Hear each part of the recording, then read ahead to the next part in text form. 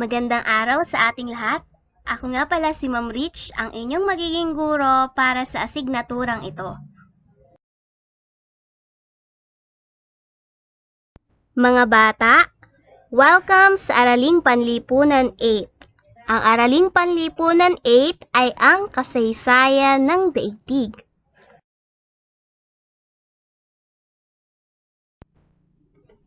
Bago tayo magsimula sa unang aralin para sa taong ito, gusto ko lang banggitin sa inyo ang isang quotation galing kay David Macaulay. History is who we are and why we are the way we are.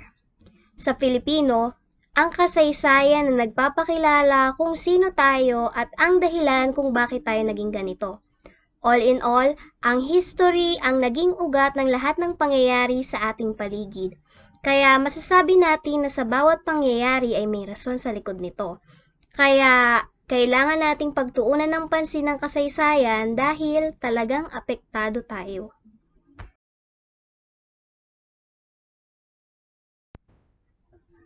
May mga pagkakataon talaga na nakakaramdam tayo ng inip sa isang asignatura, lalo na kung ito ay paulit-ulit.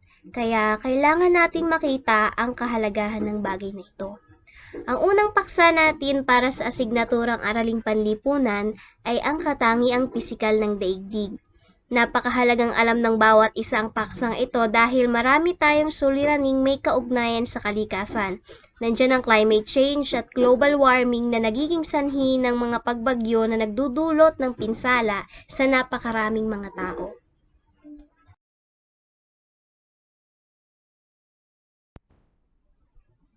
Sa araling ito, ang mga mag-aaral ay inaasahang letter A, nasusuri ang saklaw ng katangiang pisikal ng daigdig. Letter B, nahihinuha ang bahaging ginagampanan ng iba't ibang saklaw ng heograpiya at epekto nito sa pamumuhay ng tao sa daigdig. At letter C, napahalagahan ng importansya ng katangiang pisikal ng daigdig sa pamamagitan ng pagbuo ng slogan na nagpapahayag ng pagtugon sa suliranin hinggil sa global warming at climate change.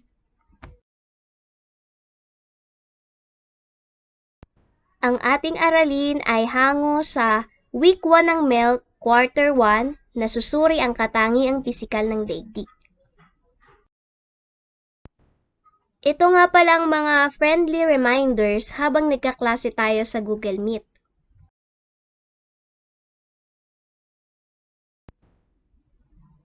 Number 1, makinig na mabuti sa babanggiting instructions ng guro.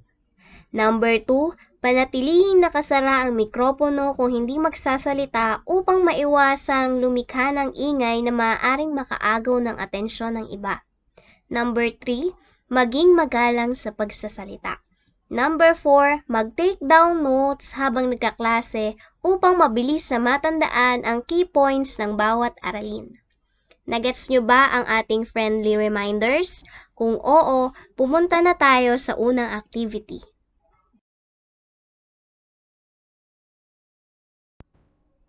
Kung makikita ninyo, ang ating activity para sa unang paksa sa Araling Panlipunan 8 ay isang flower chart. So gamit ang flower chart, ang mga mag-aaral ay magbibigay ng mga salita o ideya may kaugnayan sa heograpiya. Doon nyo isusulat sa petals yung mga idea na naiisip ninyo. Binibigyan ko kayo ng 3 minuto upang mag-isip ng mga salita na ilalagay ninyo sa petals na kaugnay ng salitang heograpiya.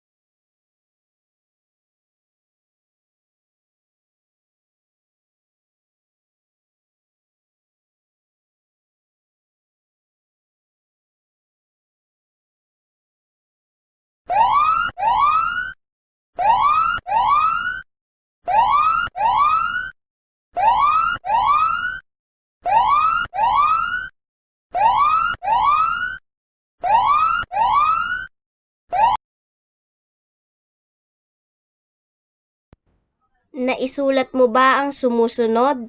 Tao, hayop, mundo, lupa, karagatan, klima, likas na yaman, at kapaligiran? Kung oo, mamaya titingnan natin kung kaugnay ang mga salitang iyan ng salitang heograpiya. Bago natin sagutin ang tanong na iyan, panoorin muna natin ang isang video clip galing sa Ice Age Continental Drift. Panoorin nating mabuti at obserbahan kung ano ang mapapansin natin sa video.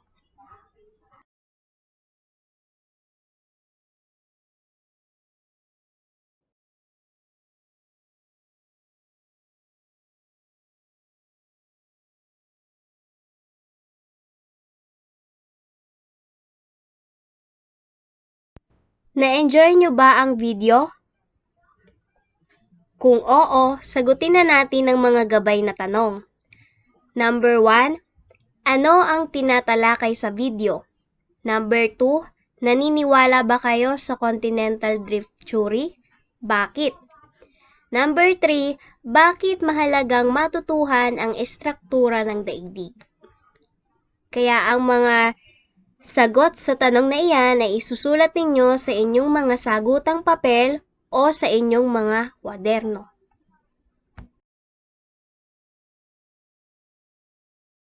Kung gusto ninyong malaman ang lahat ng mga paksa na tatalakayin natin sa unang linggo para sa asignaturang Araling Panlipunan, pakilista o ilista ninyo ang mga sumusunod. Una, estruktura ng daigdig. Ikalawa, mga espesyal na guhit. Ikatlo, klima, anyong lupa at anyong tubig. Ikaapat, 5 tema ng heograpiya. At ang ikalima, mga kontinente. Estruktura ng daigdig.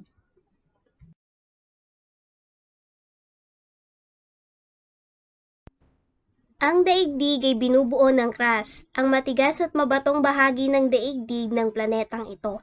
Umaabot ang kapal nito mula 30 to 65 kilometro palalim mula sa mga kontinente. Subalit sa mga karagatan, ito ay may kapal lamang na 5 to 7 kilometers.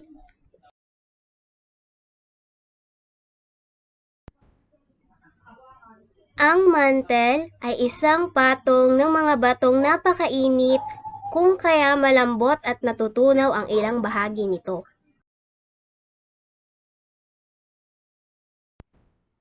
Ang kaloob-loobang bahagi ng daigdig ay tinatawag na core, na binubuo ng mga metal tulad ng iron at nickel.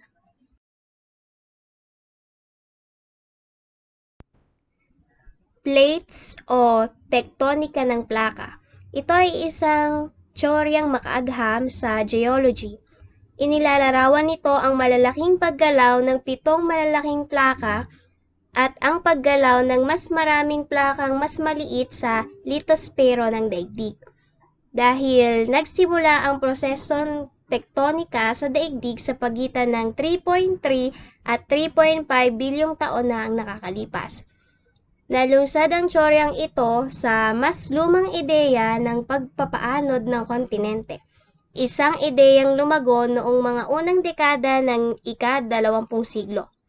Tinanggap ng geoscientist community ang teorya ng tektonika ng plaka pagkatapos mapatunayan ang paglawak ng sahig dagat sa huling bahagi ng dekada 1950 at unang bahagi ng dekada 1960. Mga espesyal na guhit.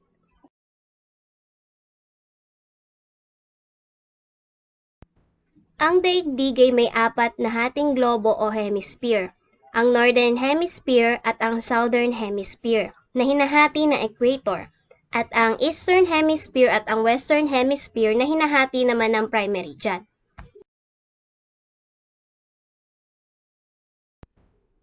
Ang longitude ay ang distansyang angular na natutukoy sa pagitan ng dalawang meridian patungo sa kanluran ng prime meridian.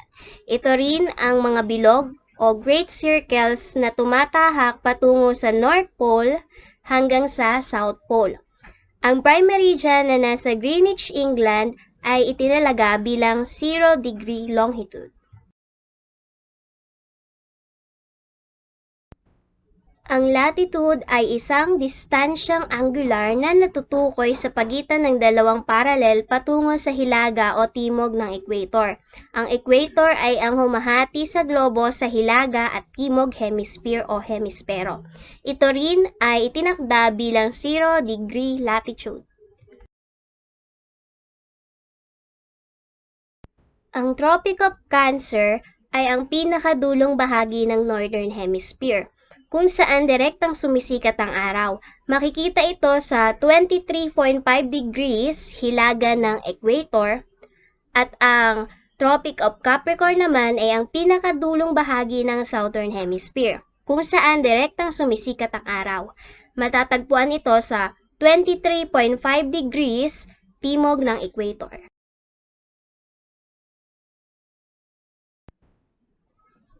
Ang 180 degrees longitude mula sa prime meridian, pakanluran man o pasilangan, ay ang international dateline na matatagpuan sa kalagitnaan ng Pacific Ocean. Ito ang nagtatakda ng petsa alinsunod sa pagtawid sa linyang ito, pasilangan o pakanluran. Klima. Ang klima ay ang pangkaraniwan at pangmatagalang kalagayan at katangian ng panahon sa isang takdang lugar o rehiyon.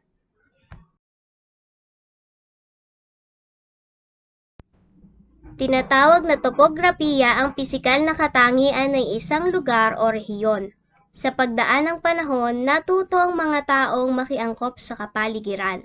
Nahahati ang topografiya sa dalawa: anyong tubig, 3/4, at anyong lupa, 1/4. Mga anyong lupa.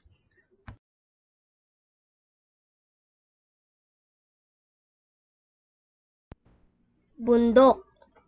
Lumalagpas ito sa taas ng paligid ng mababang bahagi ng lupa sa isang limitadong lawak. Pinagkukunan ito ng mga likas na yaman tulad ng mga prutas at mga makaing hayop mula sa pangaso at pagmimina.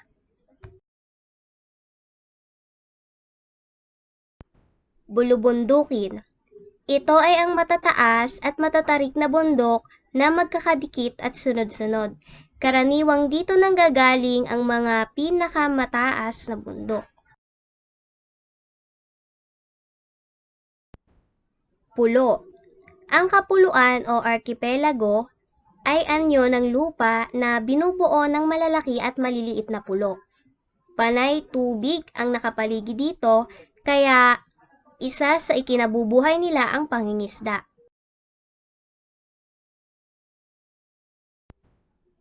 Disyerto. Ito ay isang bahagi ng lupa na kung saan ito ay mabuhangin at hindi karaniwang tinatamnan. Wala itong permanenteng mga bahagi ng tubig at napakakaunti ng pag-ulan lang ang nagaganap. Bulkan.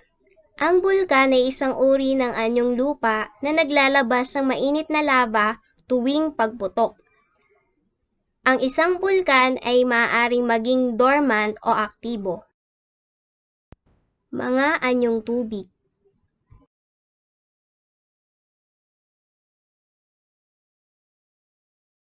Karagatan. Ito ang pangunahing bahagi at pinakamalaking anyong tubig. Tinatayang nasa 72% ng ibabaw ng daigdig ay natatakpan ng karagatan. Dagat. Ang dagat ay isang malaking lawa ng tubig alat na nakadugtong sa isang karagatan o isang malaking lawang alat na walang likas na lagusan. Ilog. Isang mahaba at makipot na anyong tubig na nagmumula sa mga sapa o lawa at umaagos patungo sa dagat. Pinagkukunan ito ng mga isda at iba pang yamang tubig. Maraming sibilisasyon ang nagmula o itinayo malapit sa ilog. Mga implikasyon sa pamumuhay ng tao. Anyong lupa. Mula sa pangaso ng mga hayop at pamimitas ng mga prutas, natuto ang mga tao na magtanim. Dito rin nanirahan ng mga tao. Sa kalaunan, natuto rin silang magmina at magtroso. Anyong tubig. Karamihan sa mga sibilisasyon ay nabuo sa tabing ilog tulad ng Mesopotamia, na pwedeng gamitin sa agrikultura ang siit na nanggaling sa Tigris at Euphrates.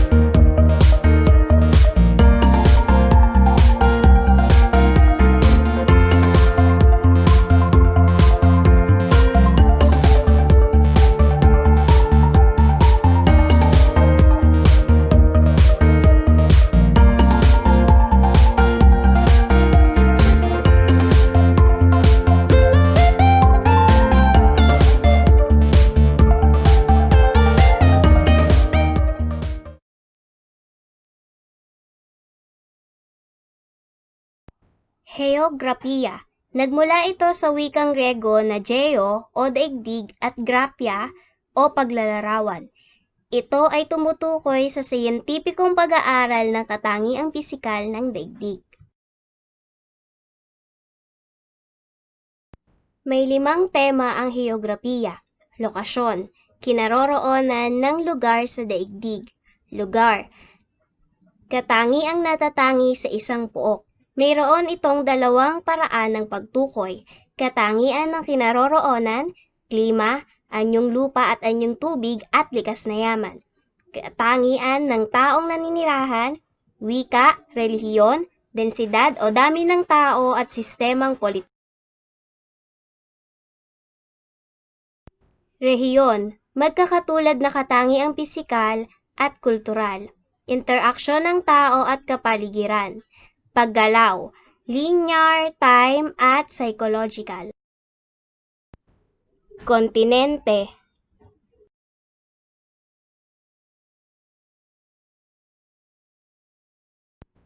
Asya. Sukat, 44,614,000 square kilometers. Pinakamalaking kontinente, 1/3 ng lupain ng daigdig. Nandito ang China na may pinakamaraming populasyon sa daigdig. Dito rin matatagpuan ang pinakamataas na bundok, ang Mount Everest. Africa. Sukat, 30,218,000 square kilometers. Dito nagmumula ang pinakamalaking supply ng ginto at diamante. Nandito ang pinakamahabang ilog sa mundo, ang Nile River. Pinakamalaking disyerto ang Sahara Desert, at ito rin ang kontinente na mayroong pinakamaraming bansa sa mundo.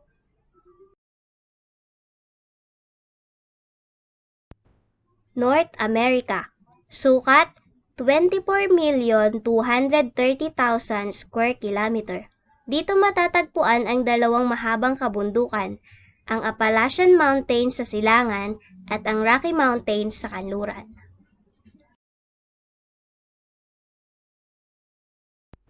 South America. Sukat, 12,814,000 square kilometer.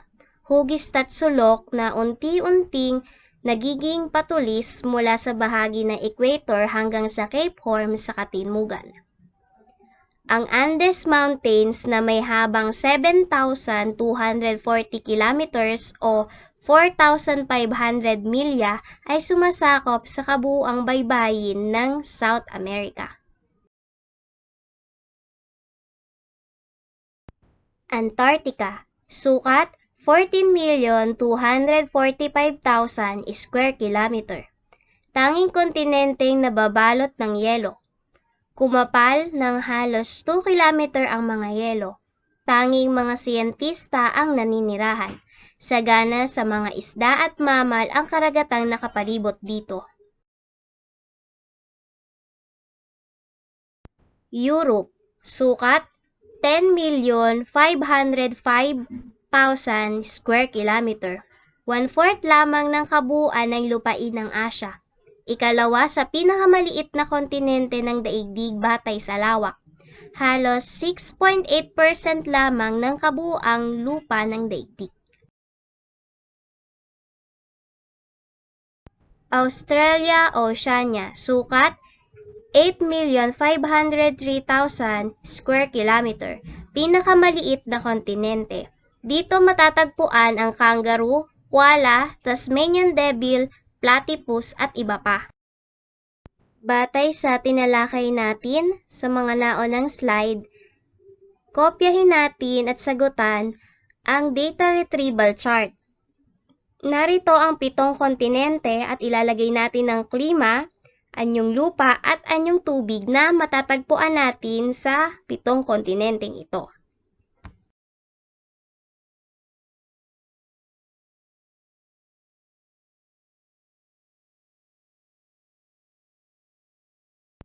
Pakisuyong kopyahin ang sumusunod na mga anyong lupa at anyong tubig.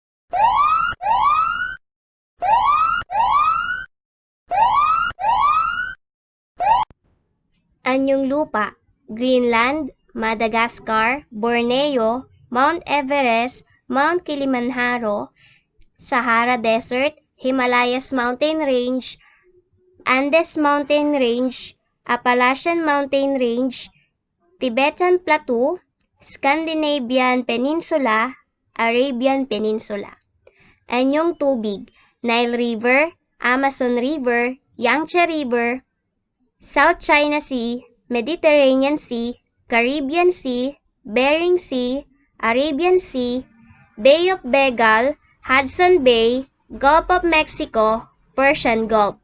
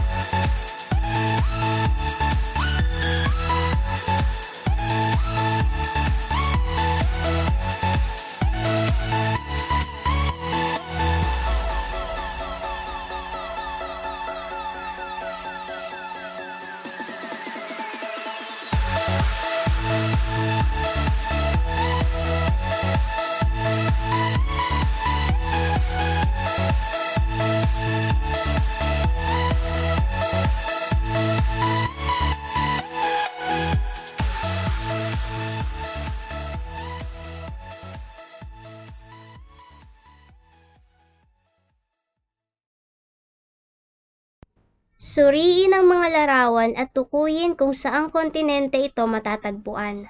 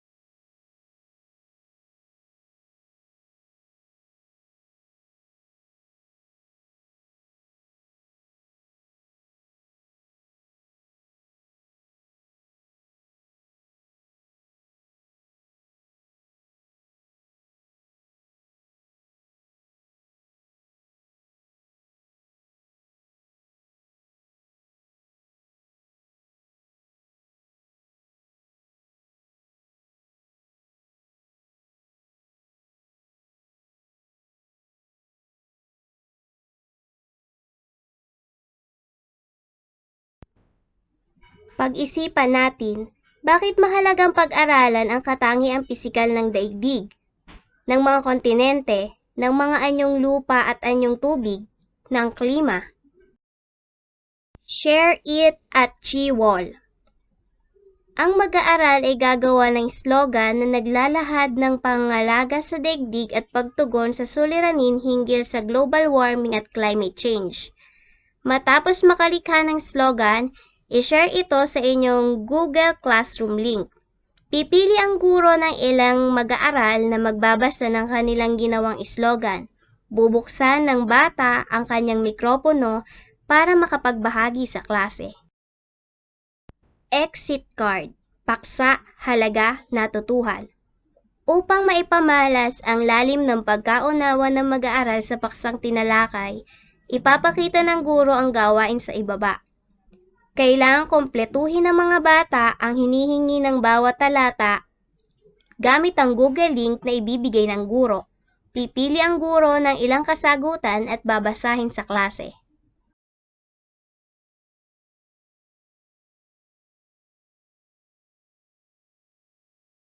Refleksyon.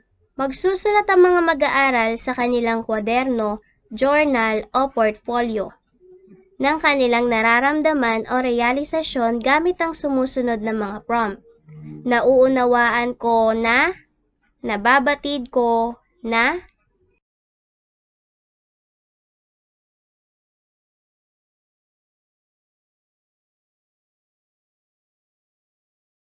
Salamat sa pakikinig at pagsubaybay.